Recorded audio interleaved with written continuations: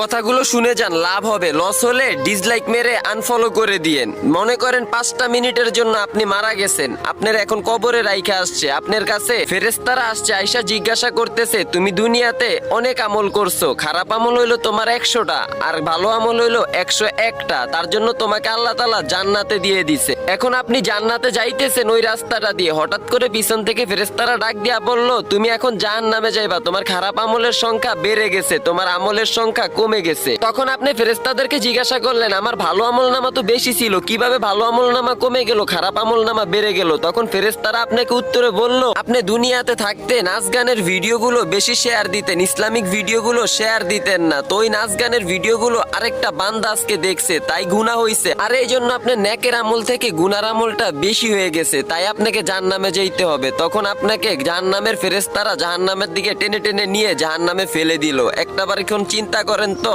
আপনি এই যে এখন ইসলামিক ভিডিওটা দেখলেন, এত শিক্ষণীয় বিষয়গুলো বললাম, তারপর ওই ভিডিওটাতে একটা লাইক না দিয়া চলে যাবেন। ভাই দুনিয়াতে এমন কিছু করেন ভিডিওর মাধ্যমেও জান্নাত পাওয়া যায়। ইসলামিক ভিডিওগুলো সাপোর্ট করেন, নাচ গানের ভিডিওগুলো সাপোর্ট করে আরেকটা মানুষকে দেখার জন্য সুযোগ করে দিয়েন না ভাই।